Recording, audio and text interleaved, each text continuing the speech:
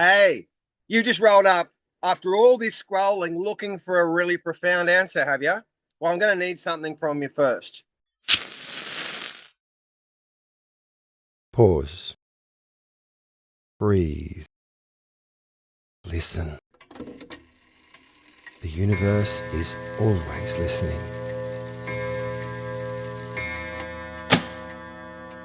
Now is the time for you to listen back.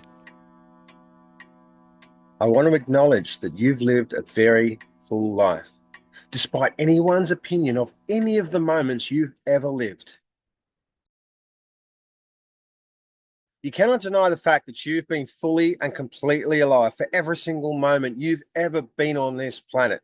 Ever since the day you were born, you have shone brightly through everything you've ever felt, experienced, resisted, explored, strived, surrendered, built, and broken in yourself many, many times over to get you to the point of where you're sitting right here now in that chair, listening to the sound of my voice. Now hold that thought. And let's just step sideways for a moment to ponder the question of what factually is the sun? You know, that thing up in the sky? Now, without going too far into it, the sun is a composition of many, many nuclear fusion reaction processes. And the end result is an expression of energy that is perceived by the senses as light and warmth. By the time we receive the light of the sun, the work has already been done. Actually, it's done 8 minutes and 20 seconds ago. And in the same way, you have already done all of the required work to be who you are in this very moment. So just relax, sit back there, enjoy yourself, and shine like the sun. Astrologically, the sun is often referred to, or very quickly, as the ego. Yet this brush off is not quite accurate. Do you know anything about the ego?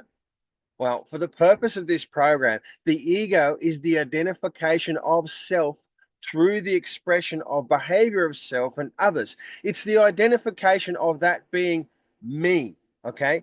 I am this thing. This is me. This is my life. This is identification. Okay. I could identify myself as a career title. Say I'm an actor. Now, when something happens and I experience a fall from grace, like the pain I feel is a loss of the identity that I have assumed is me, in the sense that I am an actor. Now, I don't know who I am after this fall has occurred. I need to start exploring myself to discover who I can be now to create another identity. This identity, well, the identification with the identity is ego. It's not the me. In the same way, the light of the sun is not the sun itself. Does that make sense? An obvious example of this is the well-known trauma response of justifying our light by referring to or describing our inner processes. You know how it goes. Oh, my expression is like this because of all of these things that are going on in me at the moment. Okay?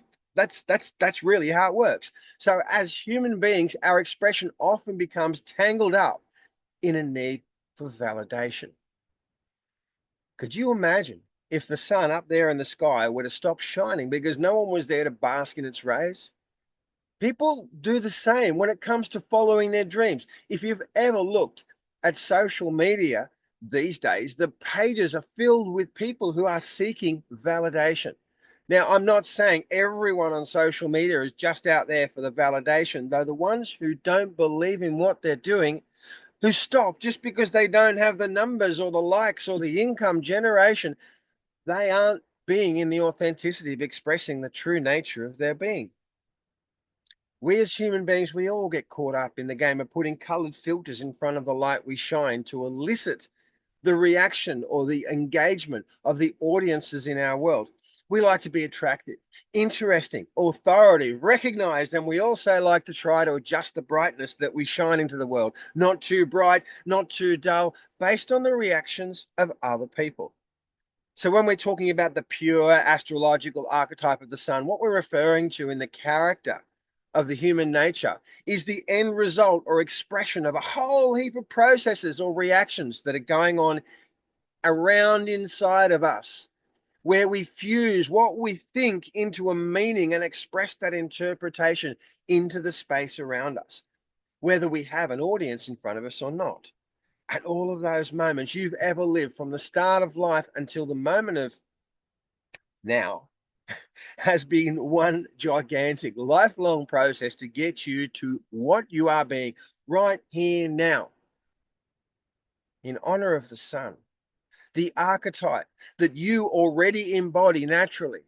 We're not going to throw away our past experiences or perceptions into the bin, whether they resulted in a favorable opinion or identity or not, because they were still part of the process, or your process, to become what you are today, now, shining in this very moment.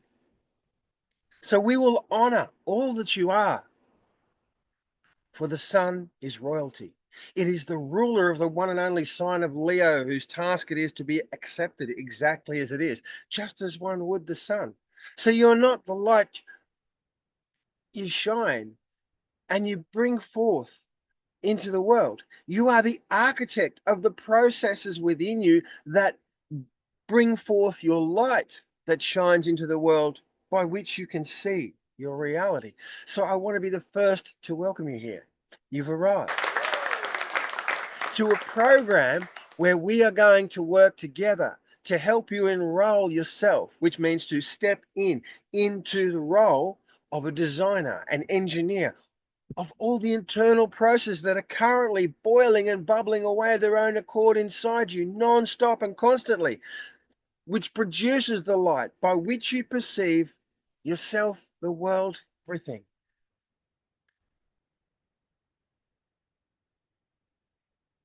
When we consider the sun in relation to any sign of the zodiac, the expression of that light is filtered or colored by the archetype of the sun itself. Whether you relate to the descriptions you read around the place or not, the sense of identity you carry is an archetype that can be indicated by the mythology of the sign, a concept that's been put into words through a description of a sign doesn't mean that you are that sign.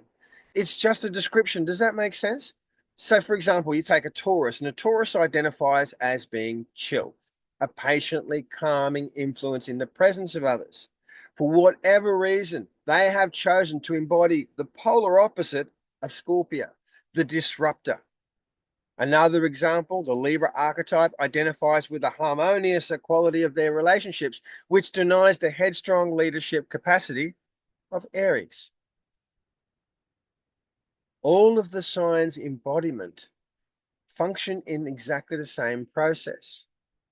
However, harmonious embodiment of our expression of the entirety of the processes that occur within ourselves lies not only in the oppositions, but also in the squares. You see, the oppositions teach us to recognize and draw from the value that we are shying away from one end to the other. But the squares, they teach us to balance a view with a perspective that literally crosses ours. And the easy aspects teach us to recognize who our allies are. And all of these dynamics form the processes which give rise to the reactions in us, which give the result of an expression of light that is represented by the astrological placement of our sun. So don't worry about the light you're shining right now. You've already made it. So just get out of the way and let it shine. Your light will shine regardless, just as it always has in every instant you've been alive on this planet. If you'd like to shine a different light, come to terms with the processes you have that are going on inside you and learn what they are and how to engineer them, so you can get out of the way of fearfully trying to block out the light or filter it that's already been created, and to trust in the process. Allow yourself to become the brightest, shining light you've always been. Move as if no one is watching, because the universe always is. My name's Mark Lingham from Results Astrology, and I'm dedicated to putting insight into action. You know how it is. What's been your experience?